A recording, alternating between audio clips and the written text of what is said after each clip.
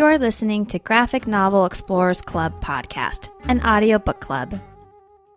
Thanks for checking out today's episode of Graphic Novel Explorers Club. I'm one of your hosts, Dennis, joined by Johnny. Hello. And Francis. Hello. Today we're discussing Ghost World by Daniel Clowes. We hope you've already read today's title. All three of us have, and we'll be discussing it in detail. So beware. Spoilers ahead. We'd love for you to share your opinion and thoughts on our social media. Our Twitter account is @GNExplorersClub. We're also found on Facebook, and our email is gnexplorersclub@gmail.com. Graphic Novel Explorers Club is available on iTunes, Stitcher, and wherever podcasts are available. If you want to plan ahead for Episode 3, we will be discussing Shortcomings by Adrian Tomine.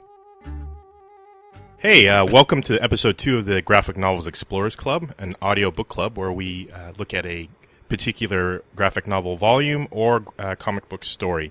Tonight's episode, we're looking at Ghost World by Daniel Clowes. Originally published between 93 and 97 in his anthology comic book series 8 Ball. It was later compiled as a graphic novel in 97 and later a movie in 2001. I'm Dennis, of course, and I'm joined today by... The lovely and talented Francis. And the morbidly short Johnny. All right. No one ever says morbidly short. There's morbidly obese. Oh, that's true. But there's no morbidly short. Morbidly short. I don't know. That would be a good, maybe a circus description. That was a pretty good introduction, man. I liked it. You ran down. That was real professional. Oh, I forgot about our social stuff. That's all right. We'll get to that later. But why did you say you suck? No, you were good. No, you were good. No, we won't use that. we'll play it at the end. Okay. It's like the outtake. Yeah. Okay. There we Our go. Jackie Chan outtakes. Yeah. When she's breaking her ankles on the introduction. Sounds... All right. Let's get into this. Ghost World. Okay. Real quick. Who read this before it was a movie or read it in conjunction around the same time it was out? Oh, yeah. What's the order? Francis? I saw the movie when it first was released, and I just read the comic book 2 nights ago. Okay. Same. When it was released, I was a fan, and then I always meant to read the comic book, knew his artwork, but just read it for the podcast. Yeah, and same thing for me. I'd never read... This is actually my first Daniel Clowes comic book ever. He's done, like, artwork for, like, albums and stuff, right? I mean, I know his artwork from somewhere. It's always been the... I think he did the drawing. It's a real famous for Weezer of it was on one of their T-shirts or a concert poster where or maybe it was Tomine, Adrian Tomine. Sounds real famous. Where their illustration styles are similar. Oh, Adrian of Shortcomings fame? Yeah, Yeah. from Sacramento. He's actually from here. Yeah, totally. Where this guy and girl are kind of like dressed, kind of like this, where it's kind of like their own reality almost. Right. She's unzipping his pants and he's like pulling her jacket off her shoulders. I do know that. Yeah. Are you being facetious? No, I do know that Yeah. drawing, and I have done art imitating life. I think one of the Life imitating art. she's back in the dating. Yeah, I know. Wow. TMI. Carry on. I don't know where I was going with that, but that's where I went with it. Apparently, we're learning about Francis's love life. Yeah. So Daniel Clowes is a Daniel famous Clowes. artist, and he created this comic book, this guy is a guy. Yeah, there we go. We've established And he's he man. wrote about teenage female angst, and I thought he did a beautiful job. I was going to ask you about that. Yeah, so Like, normally I don't like men to tell women how they feel, but I'll just give a deep synopsis real quick. Yeah, and no. then I'll lighten up. Break it down. So I'm from a small town, and I had a very close friend, and I did feel kind of like more outsider-ish, and I really could relate to this book. I wish I had read it when I was younger at the time. when were you in high school? In the 90s. Oh, so okay. this is like right when it got published Right. when I was in high school. But I really thought they just captured everything so well. And even though it is 2 females too, I think it probably could transcend to men as well, because it's a coming of age story. You lose your friendships. There's spoilers ahead, by the way. Yeah. Well, his name or her name is an anagram for his name. Are you serious? Yeah. Oh, I didn't get that. Yeah. That's smart. Enid Coleslaw is Daniel Clowes. Wow, Clowes. he really likes to insert himself into his books. Yeah, he's- not only is her name then an anagram, but he appears in it. Yeah, Yeah. as a creepy, or he's never in it directly, but he's Right. mentioned as being a creepy comic book. He does creepy very well in terms of the artwork.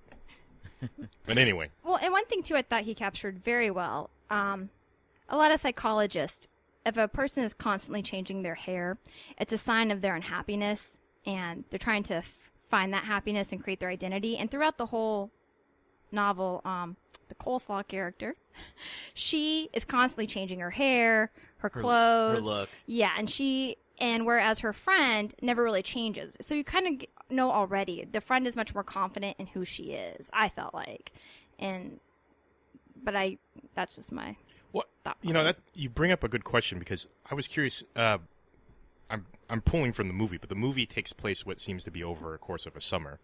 But this one, I was a little confused because her hairstyles changed pretty dramatically to the point where I felt like it was not just over a summer. Maybe it was like a year, 2 years. I mean, there's a length change, and overall their look just seems to mature a little more. So I wasn't sure if that was just an art inconsistency or there actually was over the course of some time period. I think it spans a few months. Okay, Comic so book. it's the comic book? Okay. Yeah. But I think the end when her hair is longer, it's maybe a year or so later. Yeah. I did get that too. Like the first, so there is, I think, 8 chapters in here. Yes, there's 8 chapters. So I think the first 7 chapters was kind of a summer, like a few months, and maybe chapter 8 maybe is a little bit later. Right. All right, this has been Time Frame in a comic book. Thank you for joining us. It's funny because I really didn't care for the movie, which had an amazing cast. I loved the cast. So just for that, I did like the movie. But the story, and it is pretty different from the movie in a lot of ways. Oh, for sure. But I could relate to this a lot more. Well, I think in the comic book, I got the impression they were like in their early 20s, not right out of high school.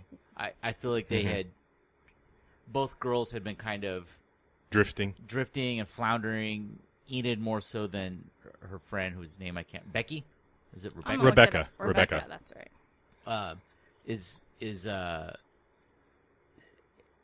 just they're both kind of floundering, and they were way more antagonistic towards each other in the for comic sure. book than in the movie. Like they almost like they were friends because they couldn't be friends with anybody else, not because they truly enjoyed each other's company. It was more just like this what's that called? Or codependent, like they're codependent on each other almost. You felt that in the comic book? Yeah, in the comic book. That's a good observation. Yeah, it's funny. I actually felt the opposite from you, Francis. I liked the movie. I hated the characters in some cases in the comic book. Enid just comes across as annoying, racist. She does make a lot of like really racist remarks. I mean, I can understand maybe that captures the youth, just kind of unexperienced youth. You're talking about lesbos and Japs and all that kind of stuff. So maybe that was the context of it, which they did not have in the movie. Well, But, and when you're that age, I don't know. I feel like you say stupid shit Totally. without thinking. Like, look at how often people use the word retard in a derogatory way, Right. and it seems to skew more towards young adults that say it. Although I unfortunately still hear people in their fucking 30s and 40s and older saying it, in a derogatory way. If someone is genuinely mentally retarded, and you say it, like in that context, like my son is mentally retarded, I don't have a problem with that. But it's when you say, "Oh, that's fucking retarded," that's right. That's when I have an issue, and I feel Or that's like, so gay, that kind Yeah. of thing.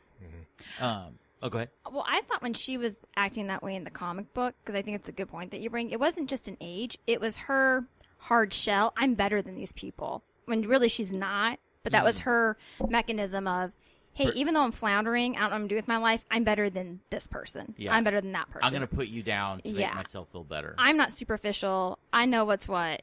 You leave a sad existence in the mall. I'm above all that. Yeah. Well, and that's another thing. I feel like they both characters really put stuff down because they couldn't be a part of it and they wanted to be a part of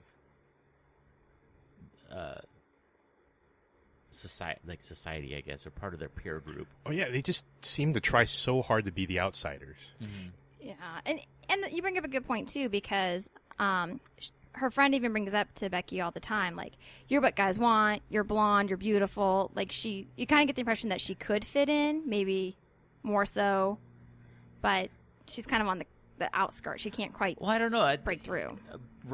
Rebecca would say that about Enid too. And she did when that's in right. regards to Josh. It was weird because they both were pursuing Josh, their mutual friend, and Josh, and this is spoiler. Hopefully you've read this comic book, not like us, and 20 years later, he eventually confesses his feelings, although she cuts him off. He's trying. Is to that what was happening? Yeah. Yeah, that's what. Okay. Yeah, that's when he's like when she goes over to his house. Enid in this case. Enid goes to his house to. I think she was just looking for comfort. I don't think she actually has I don't think she has feelings for him outside of friendship. No. And she just wanted her to go over there and hook up and like feel something else than whatever she was feeling and feel attractive, and or just escape her mind for a moment, right? And then when he confessed feelings, she was like, "Fuck!" Like maybe that's the only decent thing she does in the entire book is just say, "Well, I can't do this because he cares for me." See, at first I misread that. I saw it as he was like, "Wow, this is really happening. I just want you to know I really love you. I don't want to just hook up." And she cuts him off, and then she ends it, and then later on, cut forward this a few pages later, and then Rebecca decides to hook up with him ahead of time. Well, I think that's similar what we're saying. I think it's similar scenarios. It's very I thought he liked Enid. Is he my does. thing. Oh, he does. Yeah, that's what he was trying to confess to her, and my impression was she was like, "Oh, I can't do this because he genuinely cares about me. I just wanted to fuck." I thought you meant he actually genuinely cared about Rebecca because in the end they ended up being a couple. Yeah, I thought Rebecca and Josh just both kind of settled for each other. It was safe. It was comfortable. They were both hurt by Enid. I want to say she's Edna. not in the room. You have to whisper it. Well, I should know this. I'm like, what's her name? Yeah, but I think, I didn't know Rebecca's name. Yeah, I think they were just both hurt by Enid. Did I say that right? Yeah, Enid. And they were solace for each other, but I think Josh still cared about Enid more than Rebecca, but he kind of settled. I mean, you settle with the blonde with big boobs. That's not really settling, but that's Betty and Veronica. Yeah, right. And I wonder if he did that. Sorry to interrupt. It's okay. I wonder if he did the hair color. Oh, the on blonde the girls brunette on purpose that black way. hair. Yeah. So, but I did get kind of the sense that they both kind of settled, and in the end, they're still together. Right. But you're not sure if they're really like happy and yeah. Oh, they're not. Like, yeah. come on. When you're 22, you don't spend your life with someone like.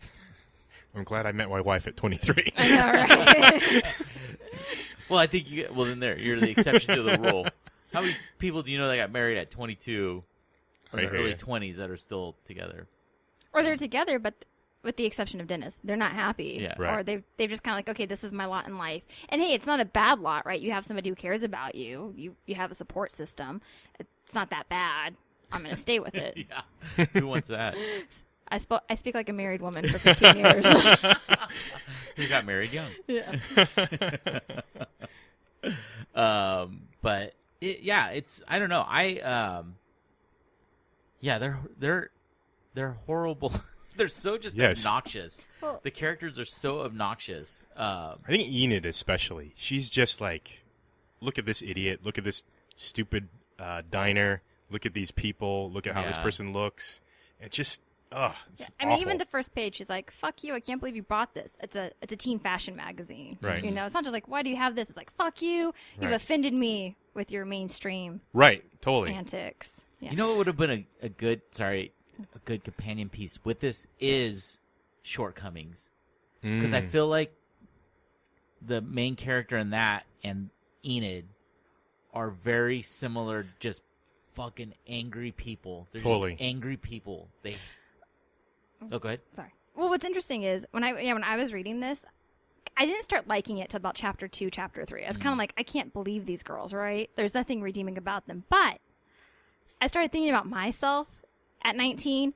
I was such a brat. Like, I spoke just like them. I was just like, whatever, screw everything. I shopped at, oh God, what's that goth store? Oh, Hot Topic? Yes. Like, my prom dress was from Hot Topic. Nice. Is it really? Yes. Nice. I cannot picture I Gothic know. Francis. It was just like my senior year. I just became very anti everything. Yeah. And then I grew up again, thank goodness. But so when I first these girls, I was like, God, you guys are just, I don't like you. I was like, oh wait, I was you. So you're like that guy who spray painted anarchy on her dad's car, and now he's like a corporate shill. Yeah, exactly. He's like, why don't you grow up and go to American business dream. school? Yeah. Yeah. Oh, I was obnoxious as fuck at. Oh God. And I had this friend my friend named P, the letter P, and he was like, people would tell us all the time, like, one-on-one, you guys are great, but together, you two are fucking horrible to be around. Like, we were so obnoxious. And just like these guys, Just we feeding off shit. each other. Yeah, we fed off of each other. It's just like, Oh yeah, totally. we antagonized people and shit on everything and thought we had the best opinion on everything and just Your jokes are the funniest. yeah. Yeah. We were so obnoxious. I'm ashamed of how obnoxious I probably was for at least 10, 15 years of my life. Like, I too can identify with it. So I guess he accomplished, right? That Yeah. he captured that moment in your life where you think you're at the apex of everything. You're mature. You've graduated from high school. You're an adult. Yeah. And I'm the coolest adult that's ever been. And I tell the funniest jokes. I know the funniest stuff. I look at everything ironically.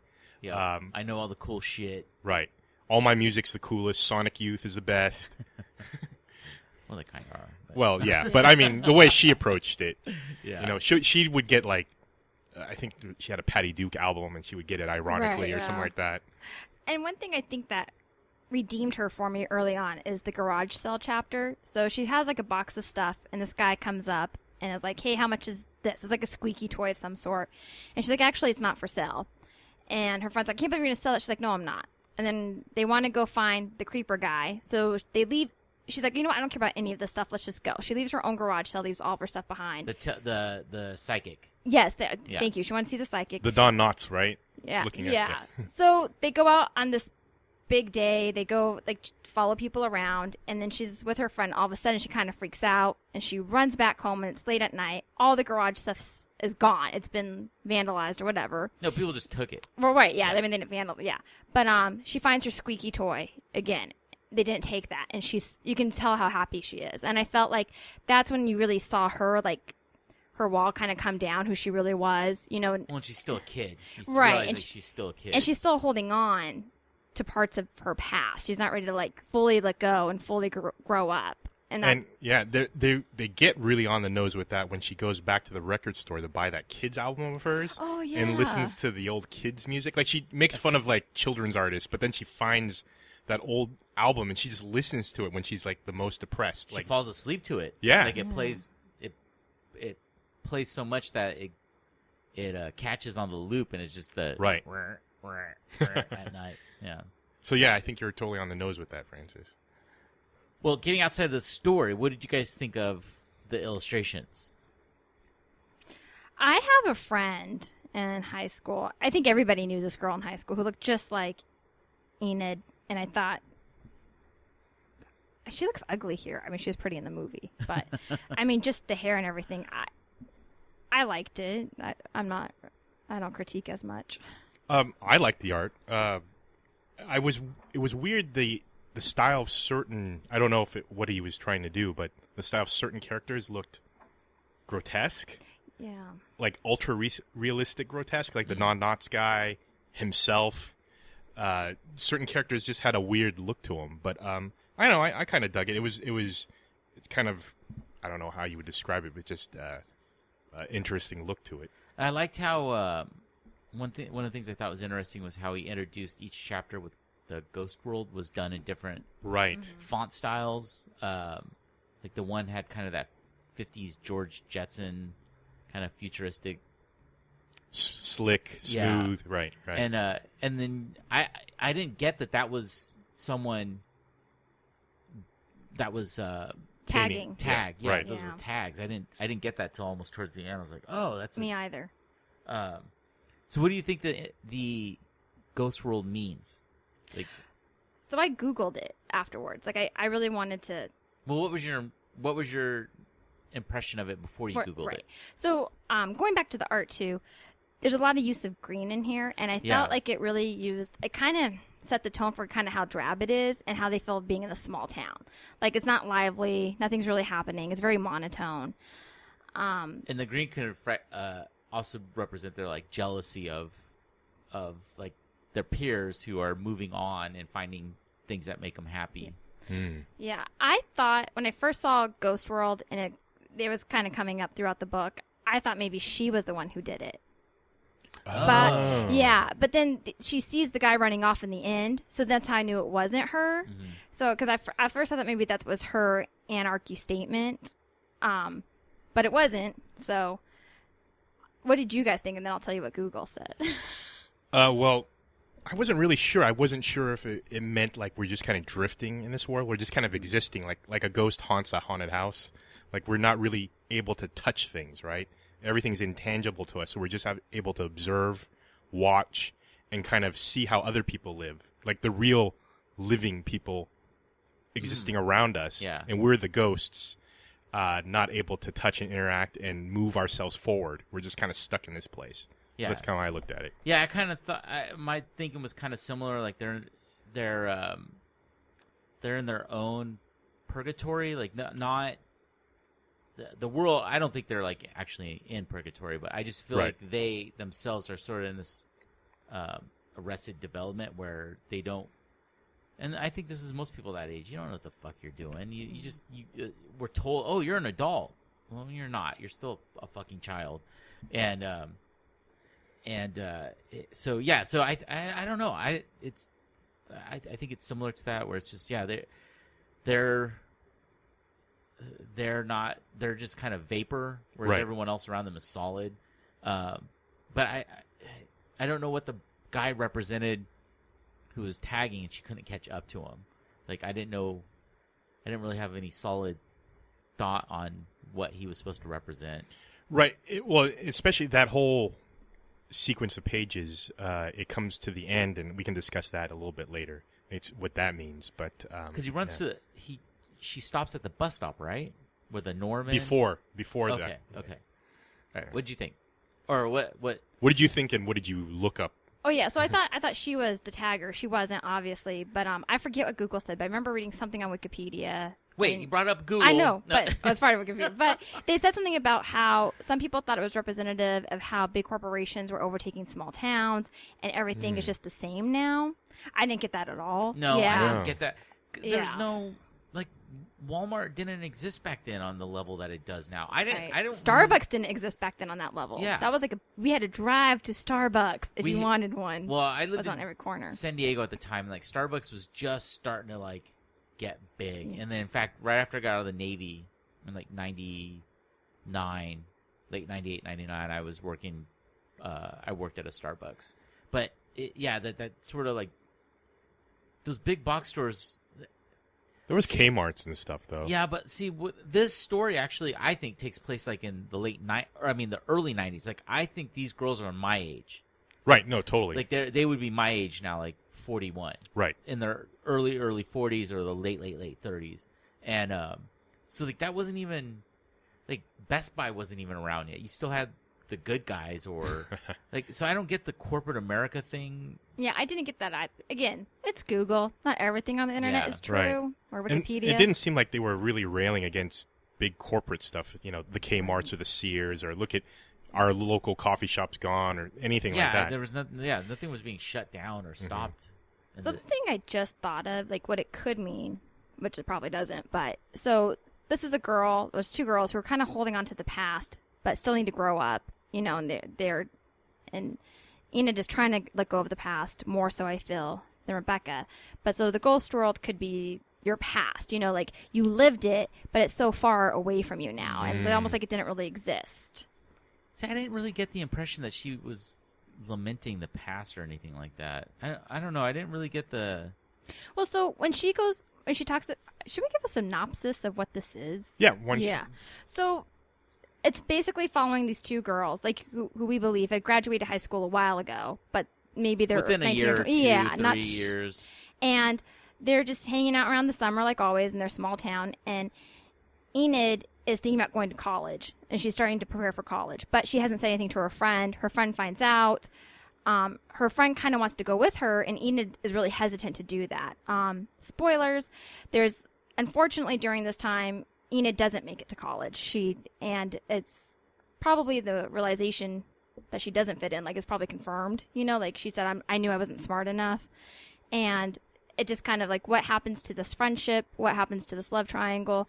And along the way, they decide to follow some guys randomly and prank some guys. Yeah, they just high school shenanigans. Yeah, Enid thinks in a fun way, not in a she legitimately thinks. She's plays that game tell that person's story. Some random stranger that you see, what do you think their story is? And she thinks this couple are Satanists. Right. That's her game. And and they follow him for a little while, and then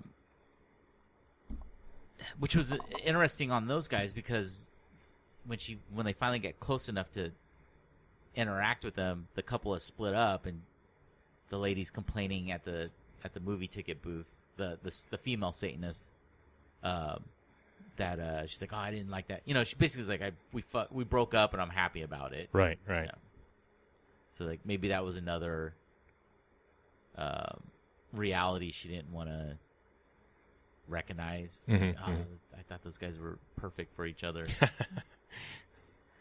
And they pranked that one guy with was it the personnel ad or something like that? Yeah. Which for the movie they really elaborate that, give the guy a whole interaction with Enid and such. But in this one, he just he finds out he's been pranked. I think he recognizes that the girls were the ones who pranked them. Well, because they keep looking at him. Right. And so he gives them this dirty look, and then that's it for his story in terms of the comic. Yeah. Obviously, the movie becomes Steve Buscemi's whole tale. Well, they combined. They turned Josh combined with him. Yeah. Yeah. They combined those two characters, which is interesting. I don't know. It's interesting that when oh God, what's that? The guy who directed it. He also did R. Crumb's documentary and Bad Santa. Okay. I forget his name. I don't know. It's I'm interested in seeing why that character stood out more than keeping Josh in the story, because Josh was barely even in the movie. Maybe because Steve Buscemi couldn't pass as Josh. Or they did it because they thought Steve Buscemi had, because at that time, Steve Buscemi was the only big name in that movie. Right. What's her face? Scarlett Johansson wasn't. I thought megastar. Thora Birch was a bigger star than Scarlett at that time. Was this pre or post American? Yeah, Beauty. Yeah, it was post American Beauty. Okay. Or she probably filmed them right next to each Concurrently. other. Right. But yeah, Steve Buscemi was the only big star in that at the time, and the guy with the nunchucks. On nunchucks, right? He was kind of a flash in the pan. Yeah, what's interesting about the movie too, I felt and it's been years since I've seen it, it was all about the summer, they were going to move in together, get a job so we can move in together, talk about this apartment, whereas the comic book I thought was much more, what are we going to do with our lives? And I thought that was a better story. Yeah, I thought that was more, I liked the comic where they were a little bit older. I think it was because 18, you get right out of high school. I don't know. You don't know you know even less shit than you do when you're 20 or 21. Usually when you're 18 or 19, you move out of your parents' house, you rack up hella debt, and wind up missing a rent payment or two, or your roommate bells. Right. And so you're like, well, Mom, Dad, I got to move back home. So you move back home. Right. and then 6-7 months later, you give it another try. That seems to be most people I knew at 18 and 19. Did you move back home? No, I went into the military. Did you move back home? No, I went to college and never moved back home at all. So Asian of you. Thanks, Enid. You're welcome. I did move back home, and I was a super responsible adult, if I do say so myself. But You put super in front of it, so I did. That's got to be true. I don't remember why I moved back home. It was for like just 2 months though, because it was hell. Oh, yeah. Yeah, like once you're out and you go back, it is prison. Mm-mm. Yeah, that's what twice my mom, when I got out of the military, my mom sort of implied like, hey, if you want to move back, you can. And I was like, I almost did it, and I was like, fuck no, I got out of that house for a fucking reason. Yeah. And then there was one other time. I think it was after I forget where. In a fight with Sasha. No, no, I don't talk to my mom anymore. This was probably a decade ago, or maybe somewhere around there. My mom was like, "Oh, if you want to move back here, you can.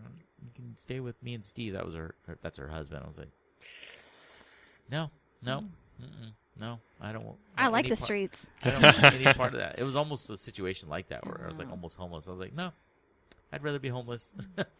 Yeah, I could barely tolerate coming back from college just to spend like winter break. This is before I got a place. I was living in the dorms, and I remember my parents telling me, like, "Oh, it's 10 o'clock. You should be going to bed." I was like, "Are you serious?" I had two similar things like that. My mom, God, what was I telling her about? Oh, I was my cousins that are like siblings to my sister and I they grew up in like Temecula, San Diego area. Oh yeah, totally. So Marcy, my cousin Marcy, who's just a few weeks younger than me, I was like, hey, let's go to Tijuana. I live in San Diego now. Let's go down there. So we did with a bunch of my friends. And then, I was relaying the story to my mom. She's like, you went to Tijuana? And I was like, yeah, I'm 20 years old. If I want to go to Tijuana, I'll go to Tijuana. She's like, I don't know about that. I don't think that's safe. You're not 21. I was like, Mom, they let anybody in over 18. Right. If you want to go drinking, they let you in. And so don't worry about it. But, yeah, and then I went home on leave after I went to the military. So I did boot camp. It was Navy. It was a joke. Did boot camp. And then I immediately went to hospital corpsman school, which is like, I think it's like 4 or 5 months, 6 months, something like that.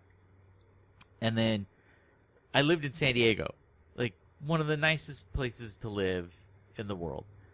And had, at this point, racked up, because I hadn't been home or taken a vacation or anything, so I had racked up like 3 weeks of leave at this, almost like a year after leaving home. So I was like, oh, I'm going to go home for the summer. Totally. I was like, that was, like, what the fuck was I thinking? I was living in San Diego. I should have just taken 3 weeks off and just stayed in San Diego. Like, that was, yeah, my mom was, so during this time I'm home on leave, and I've got a magazine. It was a precursor. It was like God, what was the name of this magazine? I think it was called Bikini, but it was just like an outsider magazine. It wasn't really about bikinis or women or anything. It was just like weird stories. Like a zine kind of thing. Kind of, but it was. I mean, it was like it was like as thick as the Ghost World magazine, like comic book. It was, and it was color printed. It was professionally done. It was a really cool magazine. So I was reading, and the article I was finishing was on the left-hand page, and then a whole new article was starting on the right. So to keep my place, I just set the magazine down, open, face, so the spine was pointing up. I go out, hang out with my friends, my high school friends, come back home many hours later. It's like probably pushing midnight. And I walk in the door, and my mom's up, sitting on the couch. I was like, "Hey, Mom," and in my head I'm thinking, "That's weird."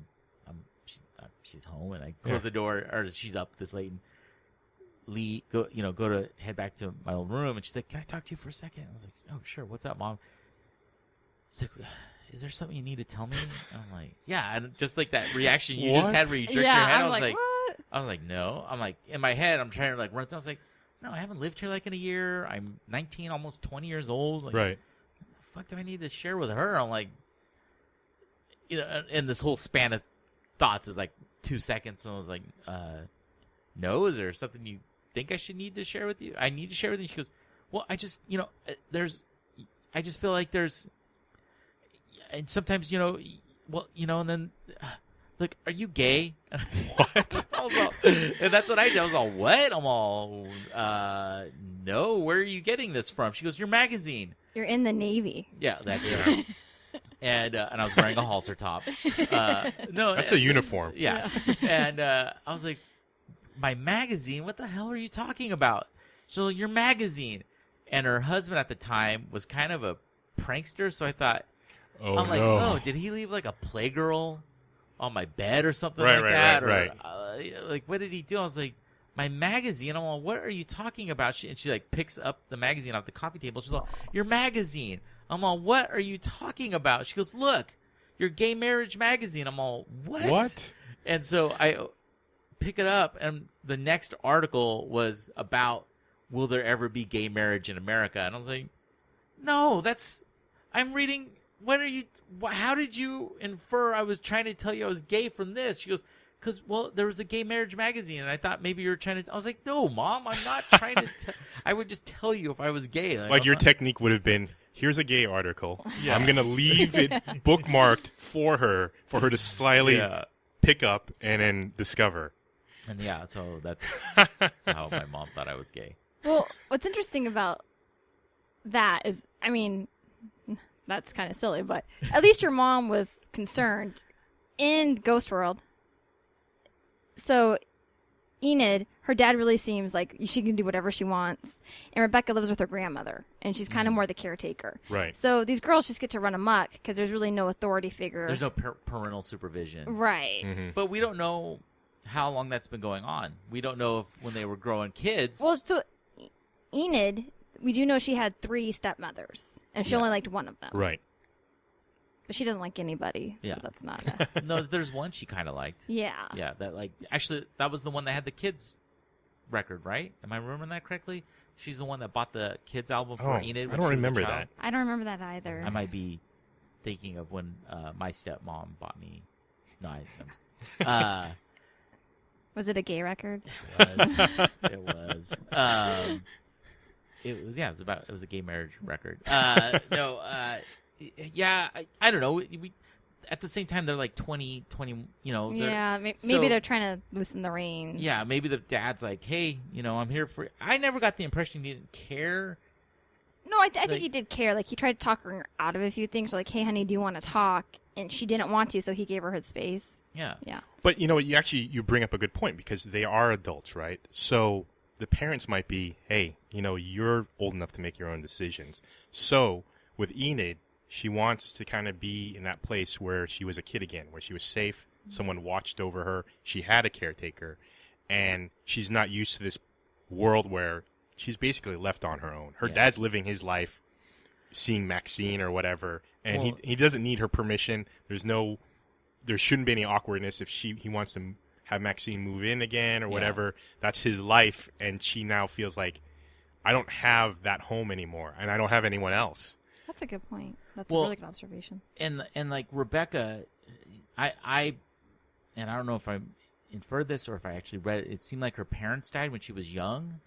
So maybe she's more grown up out of the two because of that, because she had this tragedy where her parents died and they're no longer around. Like maybe it forced her to kind of be like, to be a little more independent and, realizing, hey, I don't have parents to fall back on. I don't have that kind of safety net, so I need to woman up.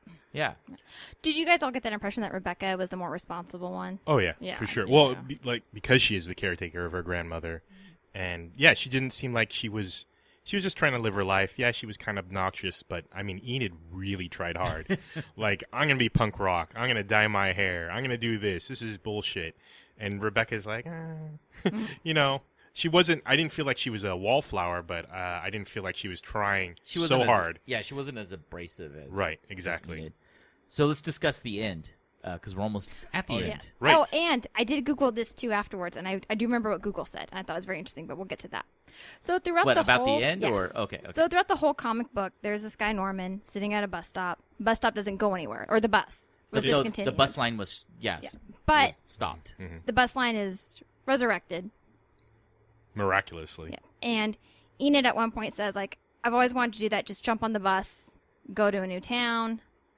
And her friend Rebecca's like, why would you want to do that?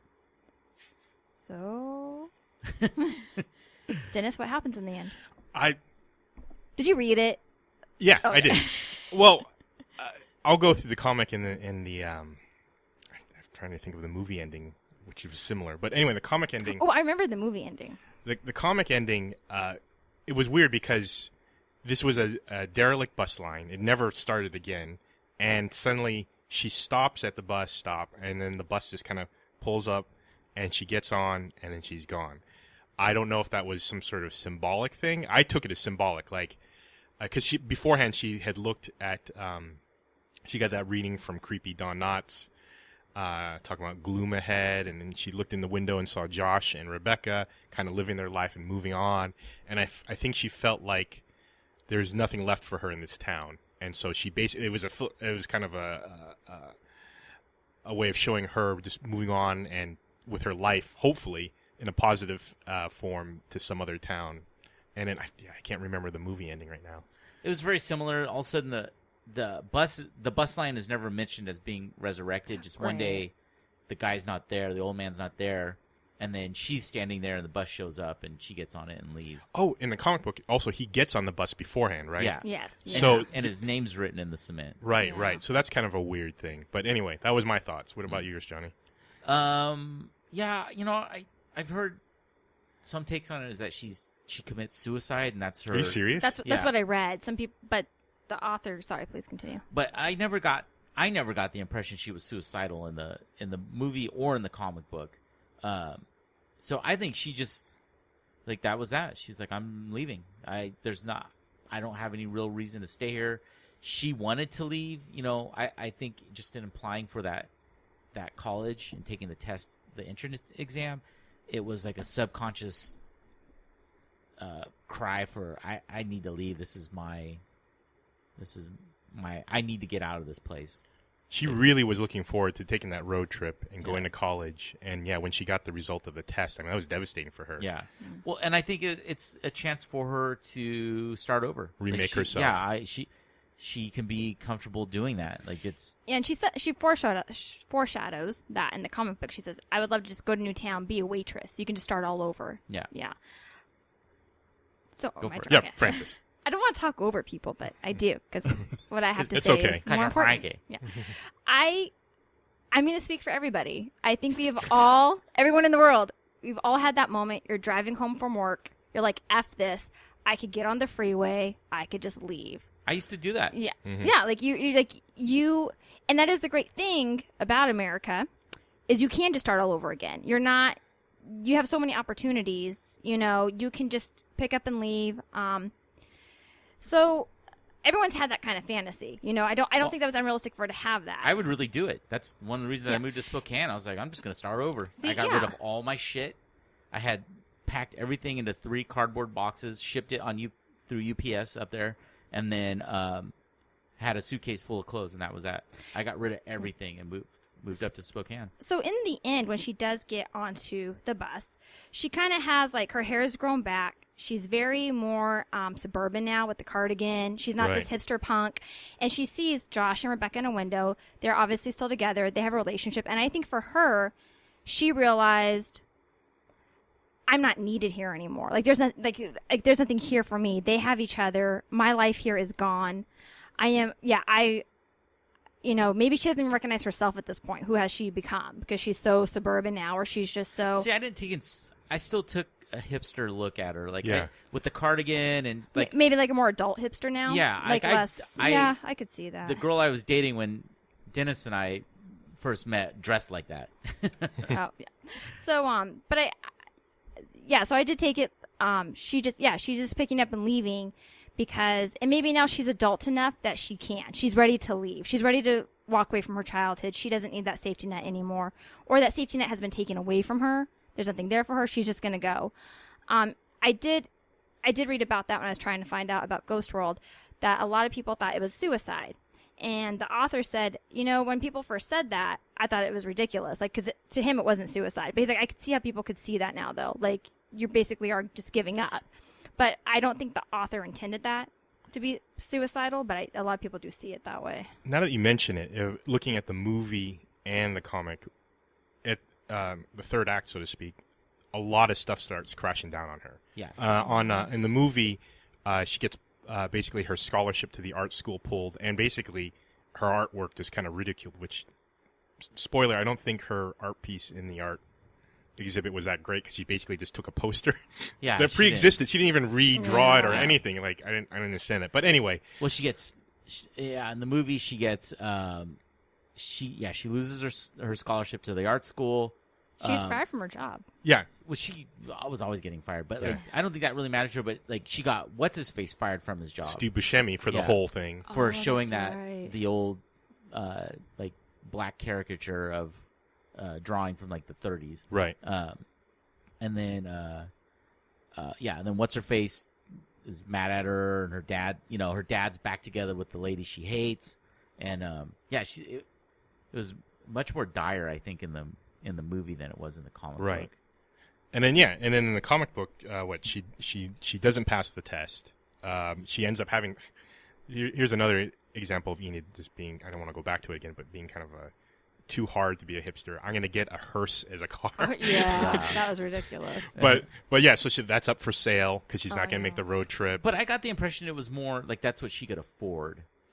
Oh, really? Yeah. I felt like she could have gotten something more practical, but she wanted to be so different. Yeah. I mean, because it even was her like dad both. was like, "Are you sure, honey? Are you sure you want this car?" It was kind of both. I got like, oh, sweet, this is within my price range, and it is kind of weird. And she kind of didn't like the car after her friends kind of ragged on it. Like she thought it was so great, but she got kind of called out on it, so she didn't want it anymore. But yeah, I mean, I just felt like everything in both mediums, things were crashing down on her. So now that you mention it, some people interpret it as suicide, especially with the surreal nature of this bus that didn't really exist. I guess I could see how, like, you don't know where it's going. It's going nowhere. Yeah, but in the comic book, they were in the movie. It was much more mystical about the bus, whereas in this one, they state like, "Oh yeah, that bus line was shut down a long time ago," and then they're walking by one day and they're like, "Oh yeah, the city council reinstated it." Oh, they do say that? Yeah.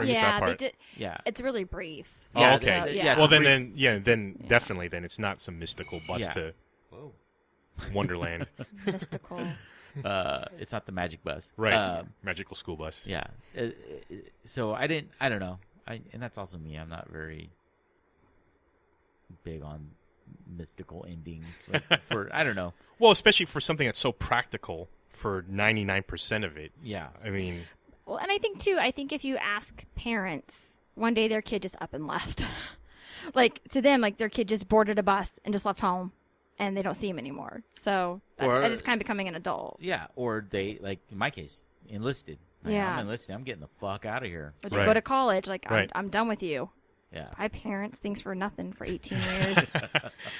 As a parent, that kind of scares me. So does it? I always wonder, like, okay, so we all went through our teens. We know what's coming for a teenager. My own sister has experienced this with her teenage daughter. Of like, she found a text saying like, "Your mom's such an asshole," and her daughter texts back like, "Yeah, she's a fucking bitch." Oh. Yeah, and it was like that hurt her. Yeah, and like her, or her friend said, "Your mom's a bitch," and Brooke was like, "Yeah, she is." That's what hurt her more, was like she didn't defend her. And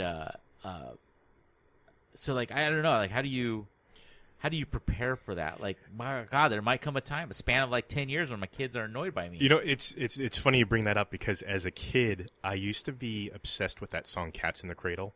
Like, I knew the it. Silver Spoon. Yeah, and then like I was like, "Oh, do you know?" I used to tell my friends, "Do you know what that story means?"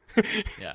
And so I used to think about that all the time, and it's true. I mean, I look back at how I interact with my mom now, and it's like I try to check in on her, but I can't be there all the time. I know she wants me to, spend more time with her and hang out with her, and I know it's just the flip side is gonna happen to me, where I've invested so much energy in this child of mine, or my kids, and there's gonna come a time where they're gonna have their own life, that they want to spend more time with their friends, and that's just kind of the reality you have to face. Well, not so much that, like, not so much the leaving the nest, but the my parents are assholes. My parents don't know shit. They're stupid. Like, because I think every teenager thinks that. I remember thinking at 15, like, how dumb my mom was because she didn't know who Nirvana was, or whatever it was. Like, or the flip side, if they do know Nirvana, are you going to be regarded as like, oh, you're trying too hard to be a hip parent? Yeah, it's lose-lose. Yeah, exactly. Always yeah, There's Dad, never... with your comic book podcast. Yeah, exactly. Jeez, Dad. But yeah, no, just the just that, like, oh God, it's gonna come, or my You're not the light of their life. yeah. And not necessarily the center. I know what you're talking about, that they may not have just a perfect vision of you. They're disappointed by you, Right, and right. and there's probably aspects of what some of the shit they're gonna pull that disappoints you. Totally. Like, I still remember when I kind of realized my mom is not a superhero, right? Like, my mom is human and she has flaws and she can't fix everything, and that's kind of like that really hits you hard, right? Because moms and dads make everything better.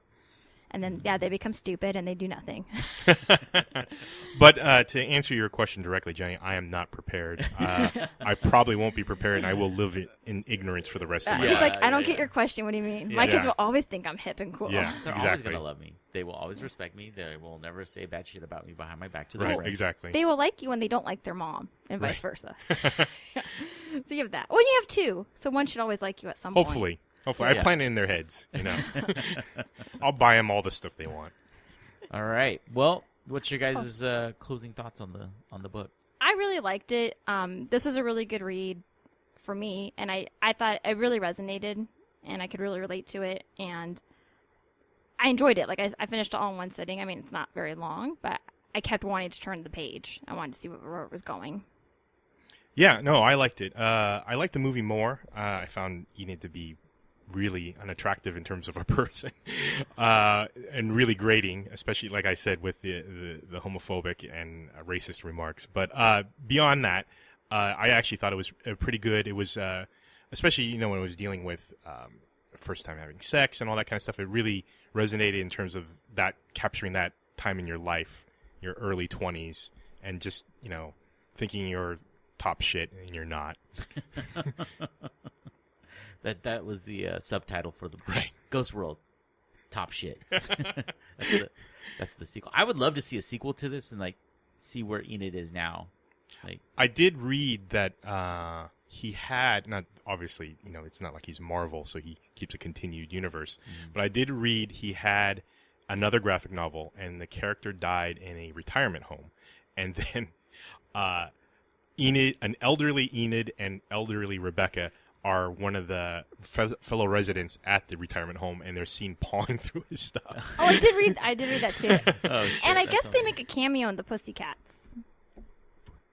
Is that Josie and the Pussycats? Yes. Really? Yeah, I was reading somewhere on that. One of them makes a cameo in there. Like a performance?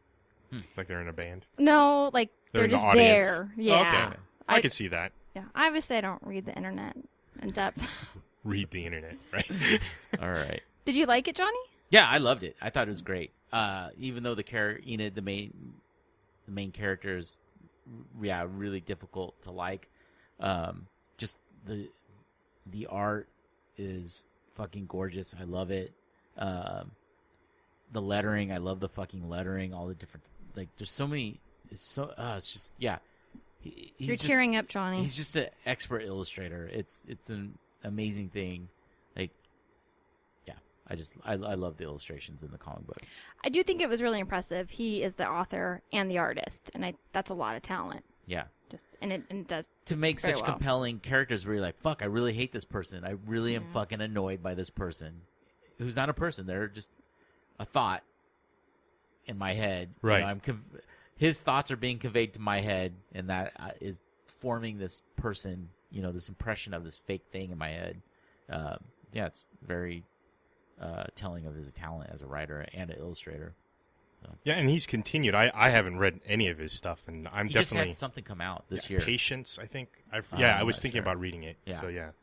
But all right, guys. Well, please follow us on. We're on Twitter at GN Explorers Club. And also, we have a Gmail account, gnexplorersclub@gmail.com. And we're going to get a Facebook page. Yeah, Are we on iTunes? We will be. You can follow me on Words and Waffles on Instagram because I'm up and running. That's Francis. Just you can follow the GN Explorers Club at Twitter. You want to release your My Twitter private account, one? Dennis? No one needs to see that. And you can follow me on, this is Johnny at Serious Talk Twit on Twitter. A fantastic On Twitter. podcast. Oh, yeah. And then Sadly, we outpace it, but hopefully you'll get some viewers from this. Yeah. All right. Thanks for listening. Thank you. Thanks. Thanks again for listening. Just as a reminder, episode 3 will be Shortcomings by Adrian Tomine.